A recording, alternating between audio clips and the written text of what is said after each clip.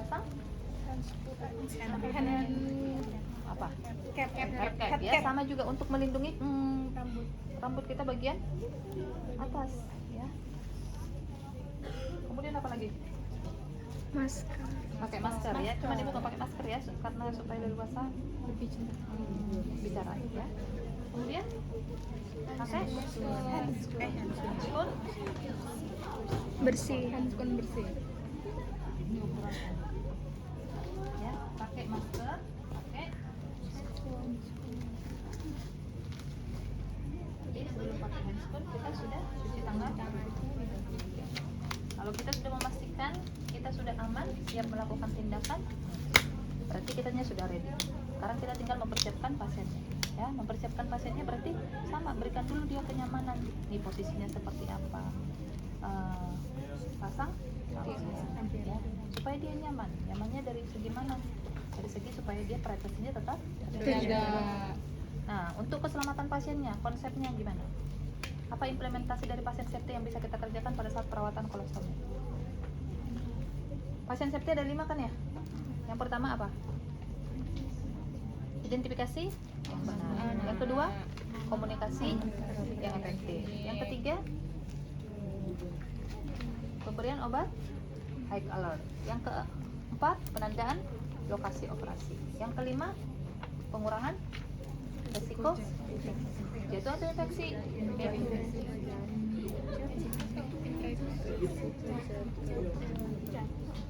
Ya.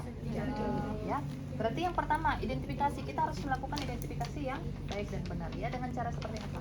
Kita pastikan pasien kita misalnya Tuan Putra yang harus kita lakukan perawatan kolostomi. Selamat siang Bapak. Ya, lakukan komunikasi yang baik dan benar. Ya, nggak usah kaku. Bikin aja kenyamanan kita. Selamat siang Bapak, gimana kabarnya hari ini? Kalau saya lihat di daerah sekitar stoma Bapak ini sudah ada kotoran-kotoran yang keluar ya. Kita bersihkan dulu sebentar ya Pak, sekalian nanti saya pasangkan stoma bag yang baru. Ini baru datang dari apotek misalnya, stoma bagnya sudah ada, berarti saya bantu untuk memasangkan stoma bag ke stoma Bapak. Jadi ya, kita lihat namanya siapa, kita perhatikan di gelangnya dengan yang disebutkan di rekam medik kita sudah benar. Tanggal lahirnya juga ya, harus ada yang dua itu, nama dan kalau identifikasi sudah clear dan sudah kita tahu ini pemasangan stomanya yang pertama yang sebelah sini. Kalau misalnya yang dua, kamu harus memperhatikan posisi kamu. Makanya tadi ibu minta untuk putar pasiennya. Jadi kalau bayangkan kalau misalnya saya di sana atau stomanya di sini, karena sulit ya. Jadi kamu harus menyesuaikan. Kalau stomanya di sini, kamu searah dengan stoma yang mau kita bersihkan. Gitu ya. Oke. Kemudian yang berikutnya, kalau pasiennya sudah nyaman, salah satu yang lain lagi kita harus pasang perlak supaya percikan-percikan kotoran yang dipasang tidak mengkotori daerah sekitar pasien ya. Sedikit ya Bapak ya, diangkat badannya dulu.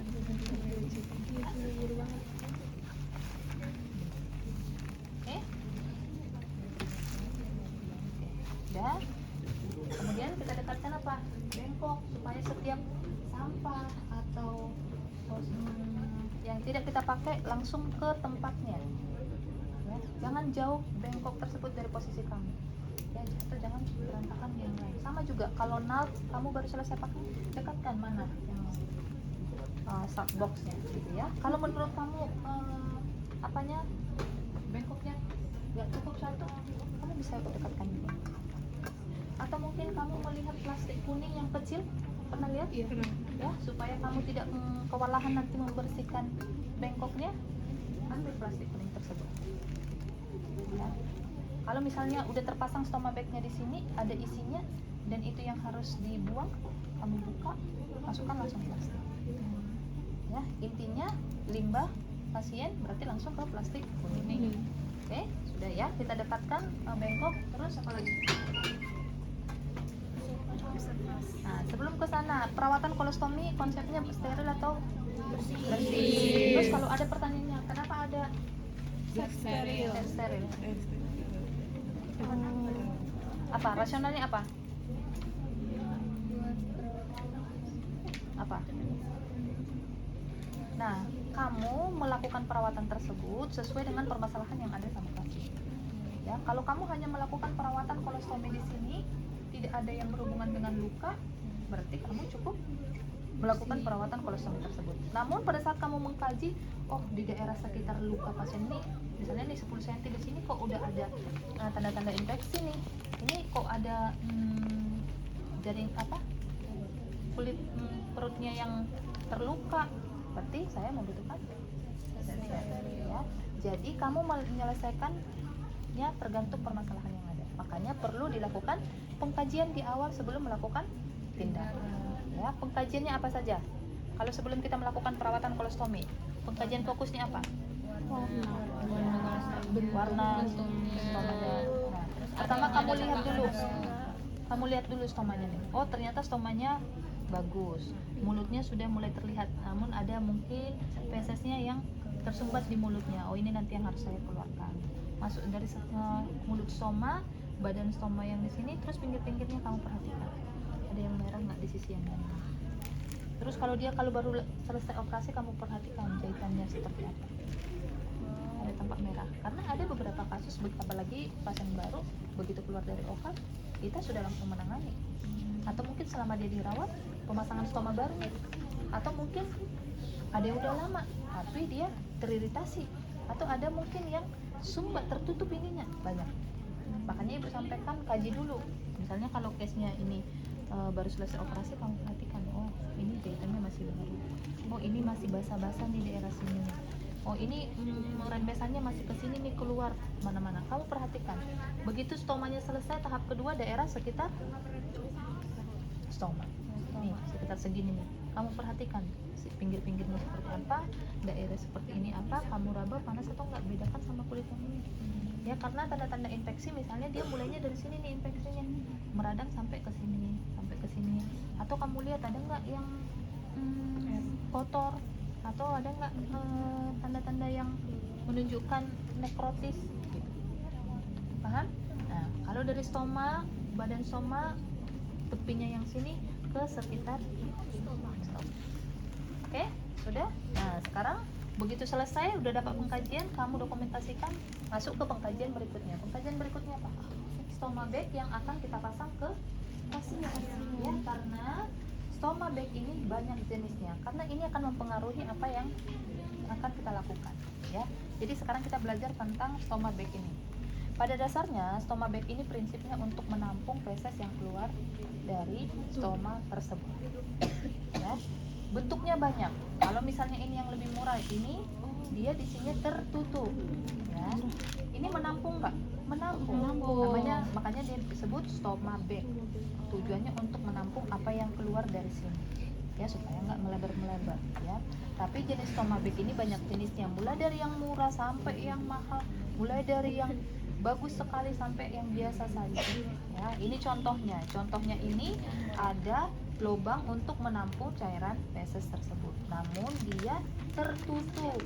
Kalau dia tertutup berarti dia hanya sekali pakai saja, penuh buang ya. Jadi yang sekali pakai ini juga ketahanan perekatnya juga tidak terlalu perekat, karena dia hanya membutuhkan mungkin beberapa jam saja. Paham? Gitu ya. Nah, kemudian stoma bag yang jenis yang kedua, ada yang lebih canggih laginya. Ini bisa dipakai beberapa hari ya, bisa sampai 2 minggu, karena dia memiliki klip atau lubangnya yang di bagian bawah. Lubangnya yang di bagian bawah ini untuk mengeluarkan fesesnya atau isinya kalau sudah penuh ya, gitu. Kalau yang ini tadi nggak ada lubangnya, jadi kita nggak bisa ngeluarin.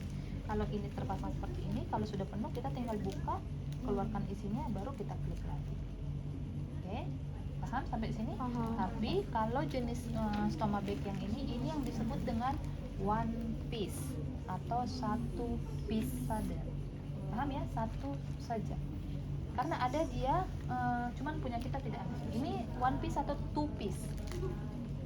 Ini one piece juga. Yang disebut dengan two piece itu adalah dia ada dua jenis ya, dua buah. Yang pertama 2 biji ya, istilahnya kayak gitu, 2 biji. Yang pertama bagian yang untuk menampung, bagian yang kedua yang perekat yang dilengketkan ke kulit pasien. Paham bedanya? Kalau kalian lihat di Google, di foto bisa. Nah, kalau yang one piece ini yang direkatkan dan yang di stoma bag-nya menjadi satu. Ya. Jadi menjadi satu. Kalau dia misalnya baru, jadi dia melekat seperti ini seterusnya nih. Nah, seperti ini. Tapi kalau yang 2 piece itu ada bagian dia yang khusus untuk di sini. Paham? Nah, ini coba. Terlihat? Nah, yang disebut dengan 2 piece ada bagian yang satu yang harus kita lengketkan ke bagian pasien. Terus kalau yang bagian yang ini nanti yang merekat di nampung. Paham? Nah, pertanyaan ibu, kalau one piece yang seperti ini, kalau misalnya dia sudah habis masa pakainya, misalnya udah 2 minggu mau kita ganti, yang dibuka bagian yang mana? Semuanya kan? Semuanya. Tapi kalau yang bagian ini kantongnya saja. Masa tahanannya yang ini lebih lama daripada yang ini. Rekatnya juga lebih rekat yang ini. Paham? Nah, itu ya.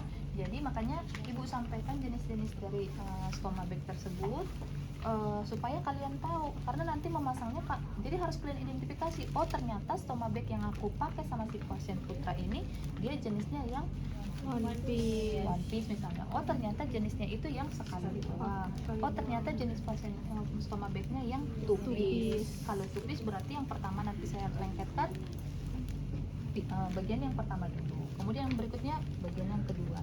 Tapi kalau misalnya yang one piece ini yang saya kerjakan langsung paham bedanya? Sudah tahu stoma bag ini? Nah, ini juga kalau kalian lihat nanti di Google banyak jenisnya, apalagi mulai dari sekarang ya. Sudah banyak perkembangan, banyak inovasinya lagi gitu ya, membuat pasien tersebut nyaman. Contoh misalnya ibu berangkat, ini kan dia kalau terpasang seperti ini, kalau sudah penuh ya, kalau sudah penuh kita buka, kita tampung, ada plastik kita keluarkan, kita tutup kembali, kita buang ini. Nah, di sini kan nggak bisa kita bersihkan ya, sisa-sisanya. Tapi penemuan yang baru lagi, inovasi yang baru, di sini ada lubang nih, di bagian sini ada lubang lagi untuk bersih. Dibuka, terus ada penyiramnya. Nah, jadi dia coba buka di internet. Ya. Apa bu carinya bu? Stoma bag bisa dibersihin. Ya, itu boleh. Dibersihkan.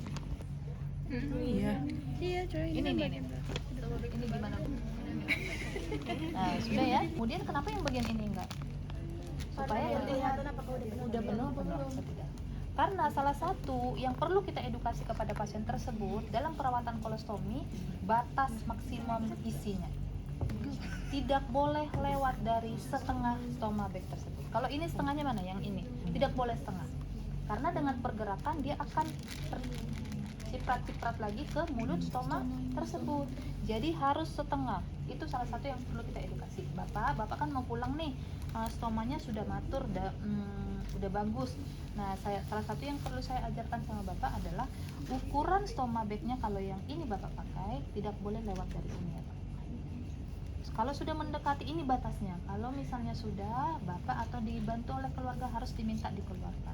Jangan sampai penuh, tenggelam. Ya? Jadi kita selaku perawat, kalau kita tahu pasiennya yang bed 1, bed 2, bed 3 terpasang stoma, kita harus memonitor isi dari stoma. Bapak izin ya, saya buka dulu bagian bajunya, saya lihat dulu nih. Oh, ini udah kebanyakan, saya bersihkan ya pak, tinggal buang. Paham? Oke? Ya, jadi kita tinggal membuka, karena kamu harus baca lagi produk dari setiap stoma bag ini. Biasanya masing-masing kemasan ada ya, misalnya yang ini ya, bisa dipakai sampai 2 minggu ya perkiraannya. Kan biasanya keterangan produk ada ya, bisa dipakai. Kemudian hindari terkena air misalnya ya. Klipnya pemasangannya seperti ini gitu. Paham? Nah, ada juga produk yang mungkin bisa sampai 3 minggu. Kalau lewat dari 3 minggu mungkin perekatnya sudah longgar, karetnya sudah ini, sudah tipis gitu. Sudah mulai ada bocor dikit-dikit. Jadi baca produknya dulu. Ada dia yang sampai awet 1 bulan misalnya, atau dia mungkin ada yang hanya tahan 1 minggu saja, atau 1 hari saja, atau 3 hari saja. Jadi kamu harus mengidentifikasi Stomabag. Dan karena ini harganya cukup mahal, kamu harus menyesuaikan dengan biaya pasien. Ya, costnya berapa? Karena apalagi kalau stomanya untuk permanen, karena dia akan selamanya. Ya. Paham sampai sini? Paham. Nah, gitu ya. Nah, paham? Nah, jadi kalau setiap Stomabag itu selain tadi ada mulut Stomabagnya, ada bagian luar nih, ada bagian sini, kemudian ada lubangnya, ya. Dan di masing-masing lubang ini ada yang disebut dengan sisi garis dari masing-masing lubang Stomabag. Ya, yang ini ada, yang ini ada, yang ini juga ada. Nih, gunanya untuk ngapain? Untuk menyesuaikan stoma dengan Stomabag ini, karena setiap pasien beda ukurannya. Emang kenapa Bu kalau kebesaran kantong juga muat misalnya? Karena justru keluar. Justru yang kita hindari, saya selaku perawat bagaimana memastikan ukurannya pas. Karena kalau tidak ukurannya pas bisa menimbulkan komplikasi yang lain. Iritasi di sekitar kulit stoma. Gitu ya. Nah, makanya diperlukan penggaris stoma. Ini yang disebut dengan penggaris stoma yang berisi dia beraneka ragam diameter. Ini diameternya 57, ini 29. Ini diameternya nih, dalam milimeter ya, 41 milimeter. Ini 25 milimeter. Ada nggak sebesar sini? Ada. Ini ada, ini ada. Misalnya kenapa ini sampai ada? Bayi. Gedean itunya Bayi kecil justru. Oh, yang kecil banget ini bayi. Ini bayi. Yang ini, iya bayi. Nah, kenapa ada yang sampai sebesar ini? Kalau kalian lihat kemarin PPT-nya Ibu, apa namanya? Dia kulitnya ini dia nggak menyatu ke sini nih, apalagi yang baru dioperasi dia masih melebar ke sana, melebar ke sini. Terus dia nggak menonjol ke atas. Stoma yang baik itu dia ada jarak antara permukaan ini dengan ujungnya. Dia melebar justru, gitu. Paham? Nah, jadi nggak bisa juga kita stomanya tersisa sebagian. Ya, paham? Nah, cara menggunakannya bagaimana Bu? Nah, gitu ya. Kalau misalnya Stomabag kita ini yang one piece, berarti nanti kita mengguntingnya cukup 1 saja. Tapi kalau 2 piece, kita harus menggunting 2 kali. 1 yang untuk dilengketkan supaya ada lubangnya, yang kedua lubang untuk penampungnya. Paham sampai sini? Paham. Ya. Jadi langkah yang pertama adalah kamu harus mengukur stomanya. Di sini tidak boleh terlalu besar dan tidak boleh terlalu sempit, ya, karena akan mengiritasi. Nah, pertama kamu sesuaikan. Nih, kalau yang ini masih ada sisa, harus pas, harus ngepres. Karena ini sudah diperuntukkan dia yang tahan air, paham? Nah, ini kalau tahan air dia kalau ada rembesannya dia nggak merembes keluar. Jadi kalau misalnya ada bersisa seperti ini, nanti ujungnya yang ini, perhatikan, yang ini posisinya di seperti ini, maka dia begitu menetes, ingat sifatnya air. Air itu akan menempati ruang yang ada atau wadah yang ada di sekitarnya gitu.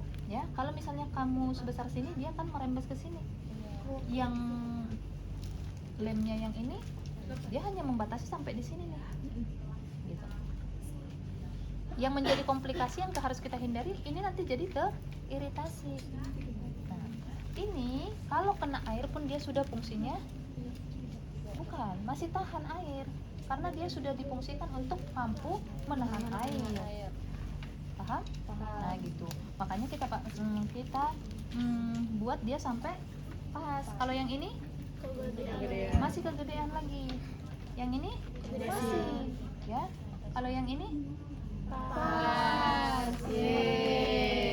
Ya, jadi ukuran diameter yang kita gunakan selama yang pertama ini ada di 38 mm. 38 itu udah satu penggaris, satu tas. Milimeter. Ya, milimeter sudah. Nah, di satu orang minta sama Mas Guntur, kata Bu Lina minta satu yang belum masih baru ya. Kalau masih baru ada penutupnya ini supaya lemnya itu kan nanti ada pakai lem ya, perekatnya ya. Nah, jadi dia supaya awet, supaya terlindungi nggak kena air ya. Di bagian sini kalau kita itunya mana? Yang sisa tadi. Perhatikan. Pada saat diukurnya dia mulai menggunting. Nah, misalnya nih seperti ini ya. Kan ini masih baru nih. Dia dibuka, kemudian dimasukkan guntingnya, ternyata dia menggunting entah panik atau segala macam, jebol sampai ibu ngarang. Itu banyak terjadi di kota-kota besar. Bukan di UPN kan, Bu? Bukan. Ada yang sistemnya yang ini gini nih, mengklik ya. Terus kalau yang produk yang ini dia tidak ada yang ini karena ini resiko hilang, terlepas, entah kemana terjatuh gitu ya. Tapi kalau yang ini sudah langsung satu bagian. Nah, ini mulut stoma bagnya nih ya. Jadi kuncinya langsung di sini saja nih, jadi resiko hilangnya enggak. Paham? Sudah? Nah, tadi kita sudah mengukur diameter dari mulut stoma, diameter mulut stoma ya. Nih, mana tadi? Nah, ini 38. Sudah? Juga 38 sudah. Berarti kita tinggal mencocokkan. Kenapa Ibu minta yang baru supaya kalian itu bisa membayangkan nih. Terus kamu yang ini tadi yang baru ya? Ya. Kamu cocokkan seperti ini. Sudah? Nih. Oke, ini karena kebetulan produknya sama penggarisnya yang sama.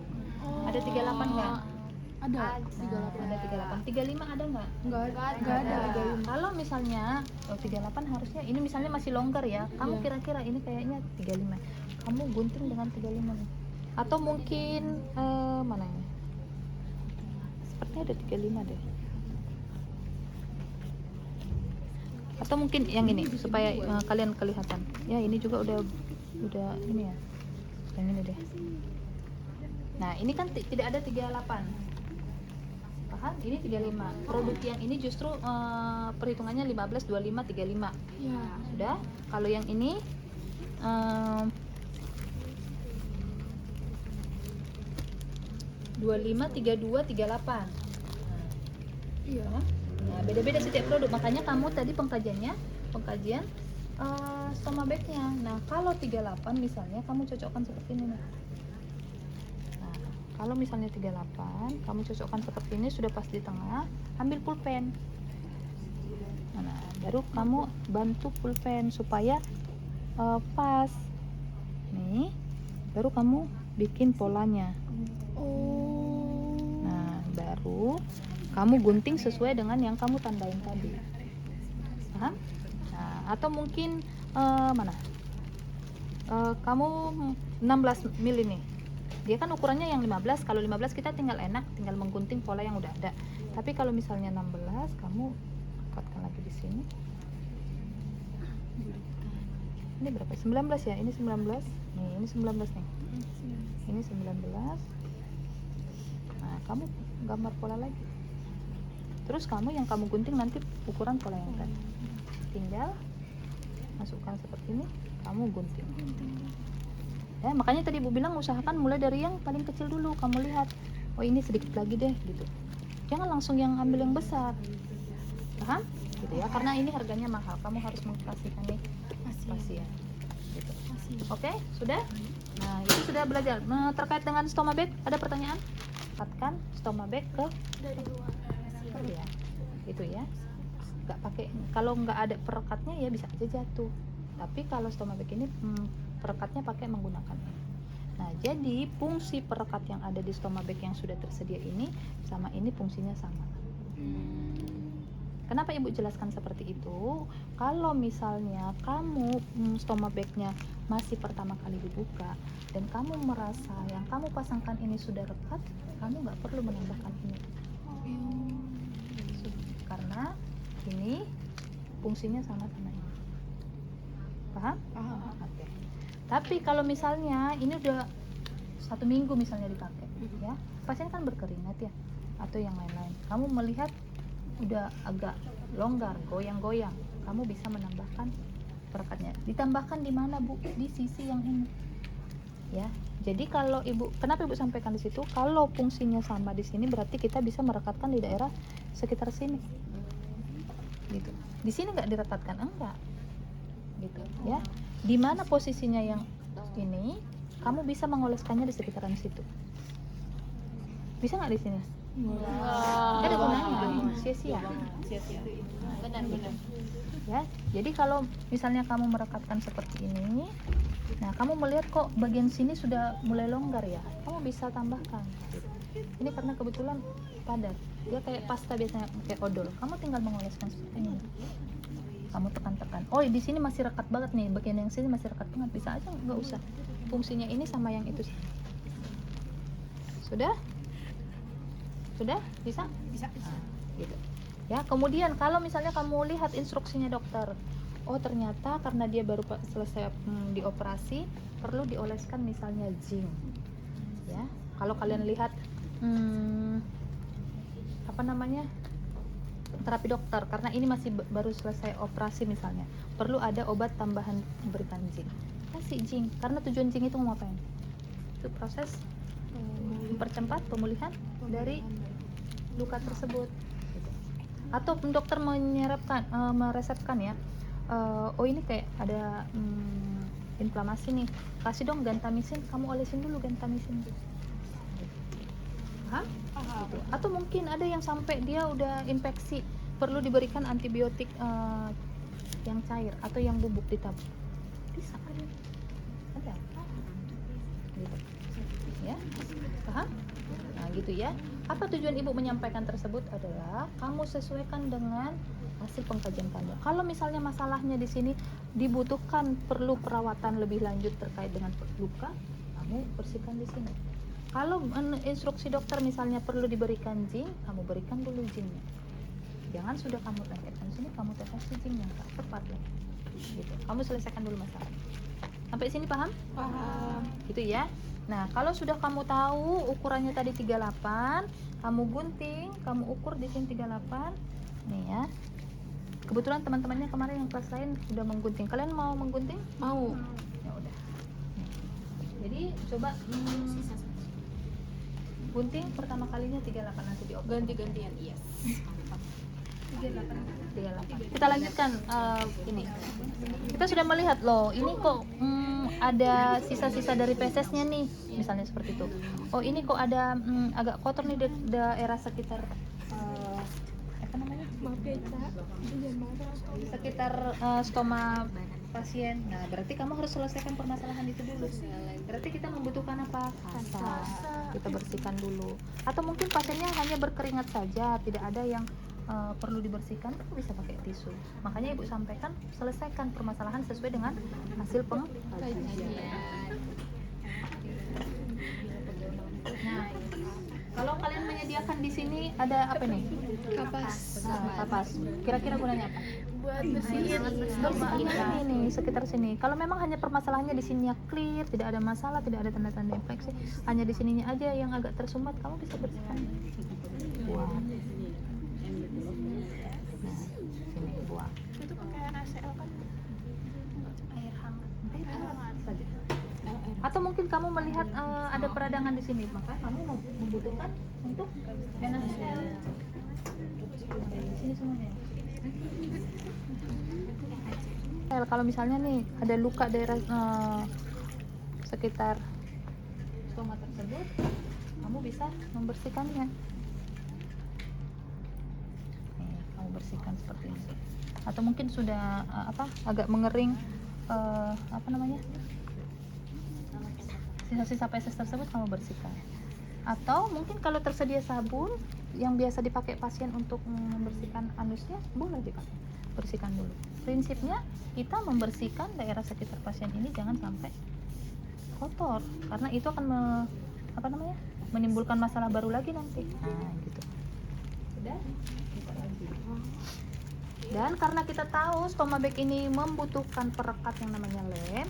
Lem itu antinya apa? Air. Jadi jangan sampai basah. Jadi kamu harus pastikan semuanya kering gitu ya.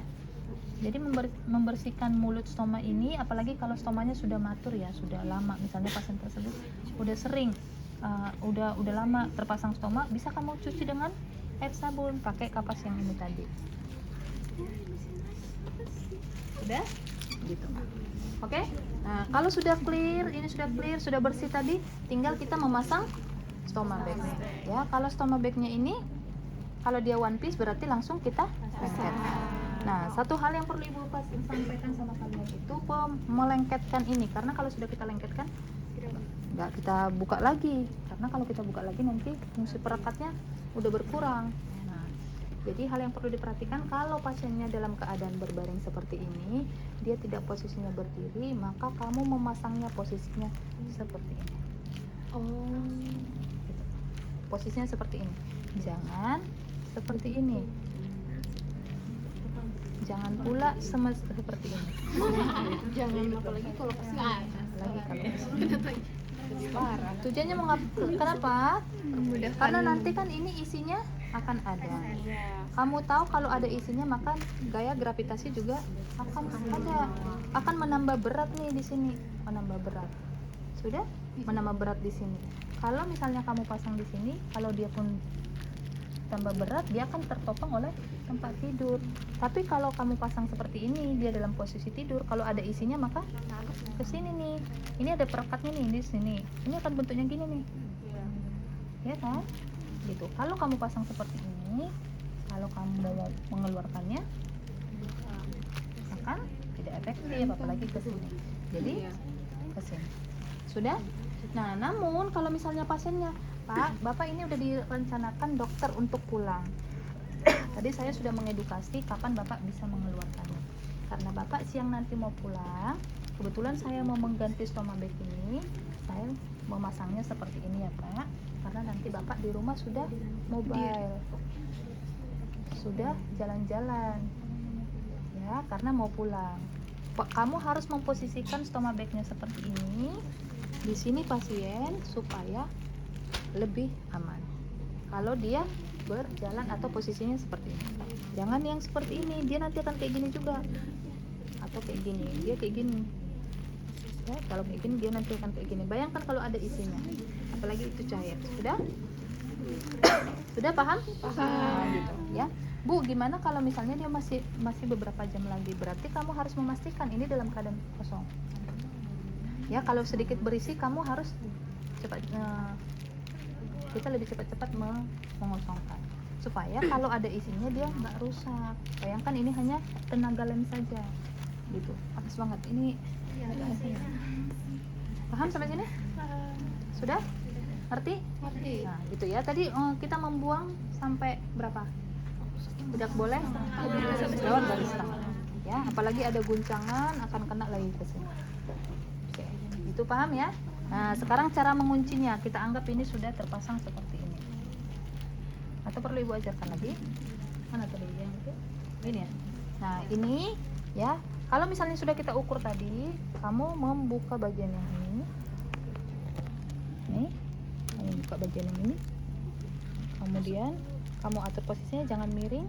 Nih, kamu atur posisi yang rapi kepada pasien. Kemudian kamu dekatkan. Kamu tekan-tekan supaya perekatnya itu memang betul-betul merekat ke kulit pasien. Nih. Sudah? Nah, udah lurus seperti ini. Nah, kamu tinggal membuka bagian yang nih.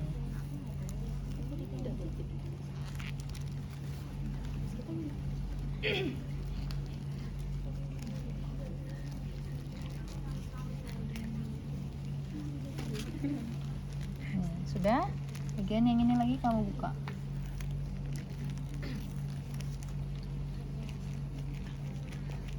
Dah. Oke. Sudah?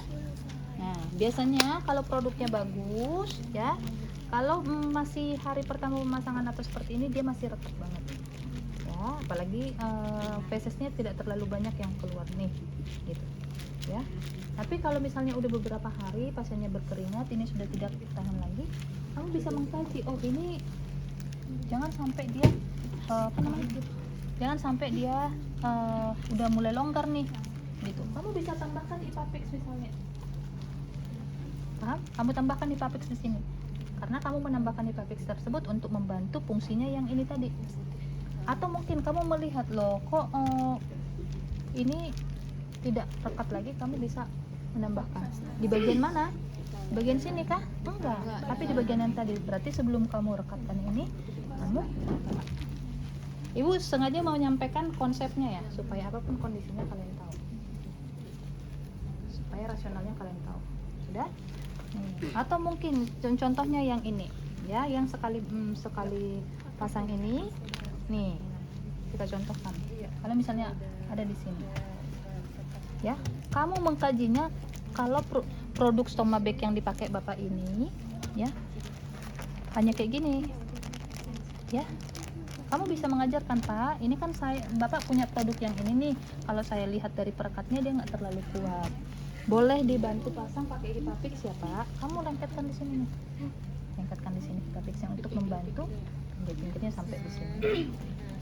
Kenapa Ibu sampaikan seperti itu? Supaya kamu tahu ini setiap produk itu berbeda-beda. Kamu memasang Ipapix di sini supaya membantu merekatkan ini, karena kalau udah banyak isinya nanti dia akan lepas. Paham? Gitu ya. Belum lagi kalau misalnya kulit pasien itu berkeringat. Oke, sejauh ini ada pertanyaan? Klipnya ini juga punya tekniknya ya. Jadi ini kan air, nanti sifatnya air ya. Kalian tahu kalau sifat air itu menempati ruang. Nih, kamu tutup dulu sekali ke sini.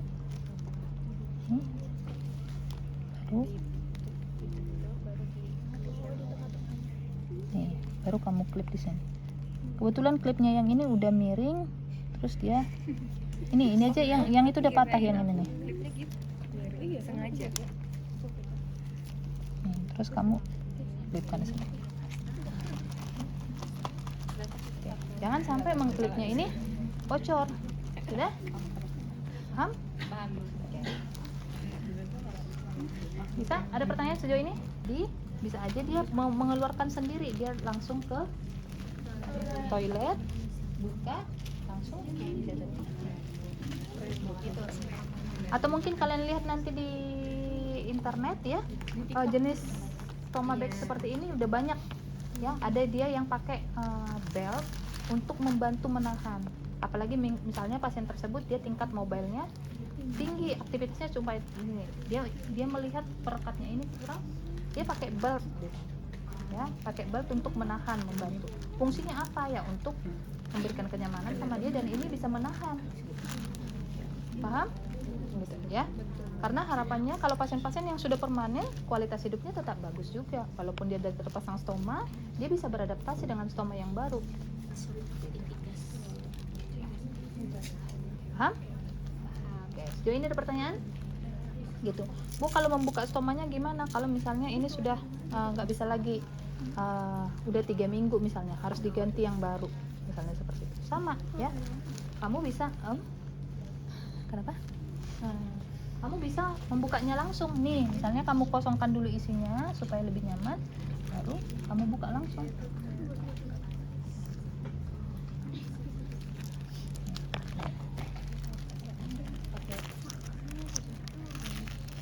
Ya. Kemarin pertanyaan kelas yang lain, Bu, pada saat kita udah terpasang, kemudian kita posisinya mau mengganti, ini harus ditutup pakai kasa nggak? Ada yang bisa menjawab? Iya, saya mau nanya. Apa? Itu kan ibu tadi bilang pas abis operasi kan takutnya si stomanya ini masuk lagi. Nah, cara agar si stomanya nggak masuk lagi itu gimana? Terus yang ngelakuin itu pas si dokter atau kitanya? Oke. Kalau masih di rumah sakit, biasanya kita kolaborasi. Dokter akan menjahit dari sini nih, dijahitnya dibikin penariknya di sini. Bukan kita. Oke? Gitu. Tapi kalau misalnya daerah terpencil, dokter nggak ada, kamu bisa melakukannya. Ya kan? Hekting biasa kalau di tempat emergensi, bisa nggak kita? Bisa. Sesuai undang-undang bisa nggak? Bisa. Oke, paham? Gitu. Ya, tadi pertanyaannya gimana? Kalau misalnya pada saat kita membuka, stomanya ditutup nggak? Ditutup boleh, nggak ditutup juga boleh, tergantung kamu menutupnya tujuannya mau ngapain. Kalau misalnya pada saat kamu ini misalnya bocor, misalnya kamu mau tidak mau harus diganti nggak? Harus diganti, padahal ini lagi nyocor. Untuk sementara kamu ambil kasa, kamu tutup dulu karena kamu membutuhkan waktu untuk mengukur, menggunting supaya tidak merembes. Kamu tutup dulu. Namun pada saat kamu buka, kamu lihat dia nggak lagi mengeluarkan fesesnya, ya cukup kamu buka, kamu persiapkan ada yang ini. Tinggal tujuannya mau ngapain. Oke, bisa? Nah, gitu ya. Bisa? Oke, ini yang sudah, kalau kalian baca websitenya Pikes, mereka ada melakukan pengabdian kepada masyarakat ya, ibu membimbing yang di Sukabumi pada saat mereka MBKM. Mereka ke Sukabumi, mereka menemukan di masyarakat tersebut yang terpasang stoma itu ada 3. Jadi salah satu proyek mereka itu adalah memberikan edukasi melakukan perawatan kolostomi. Nah, gitu. Ternyata pasiennya dari segi ekonomi sangat terbatas. Nah, mereka sudah menyediakan, tapi yang mereka sediakan itu hanya terbatas gitu. Jadi yang bisa diedukasi itu adalah apa? Penggantinya ini. Kalau kita tahu pasiennya misalnya terbatas dari segi ekonomi. Nah, kalian pernah melihat plastik kayak gini kiloan? Iya. Itu bisa dimanfaatkan ya. Beneran. Tinggal kita memodifikasinya bagaimana. Bapak nggak usah tenang, tapi mungkin Bapak butuh. Nggak usah khawatir. Di sini kami boleh Bapak menggantinya dengan plastik gula. Nah, bisa kalian bawa plastik gulanya. Ini contohnya. Kalau plastik gulanya ini di sini terbuka. Yang terbuka ini yang Bapak bagian bawah. Yang tertutup ini di bagian atas. Nah, karena ini belum ada lubangnya, jadi Bapak harus mencoba melubangi sendiri. Nanti ukurannya segini ya Pak ya, ini contohnya. Jadi Bapak tinggal menggunting seperti ini nih. Ini ukurannya ya Pak.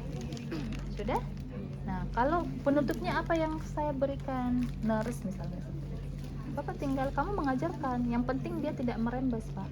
Kalau misalnya ada klip yang masih tersisa boleh, tapi kalaupun tidak ada bisa dikaretin. Karena tujuannya karet itu atau klipnya yang tadi apa? Supaya isinya yang di dalam tidak merembes. Sedih banget memang. Yang jadi perawat aku beliin aja. Kalau permanen seumur hidup, kan tujuan kita pengabdian kepada masyarakat adalah memandirikan pasien. Tapi bukan membuat dia tergantung sama kita dengan segala kemampuan yang dia punya. Ya Bapak ya, jadi nanti kami hanya 1 bulan di sini, untuk selanjutnya Bapak bisa kualitas hidupnya yang kita tingkatkan. Paham sampai sini? Kemudian kalau sudah selesai, udah tinggal komunikasikan, diakhiri dan dievaluasi. Dan kamu harus mengevaluasi. Kamu lihat, nih tidak bocor. Kamu pantau nanti kalau fesesnya keluar 1 jam, kamu lihat sekitarnya aman, tidak ada klip. Oke, baru dibereskan alatnya. Oke, silakan latihan menggunting dulu. Mana tadi video asisten? Mukanya Nah, gitu ya. Nah, yang ini boleh digunting di terus tetap aja 40. nutupnya iya gini.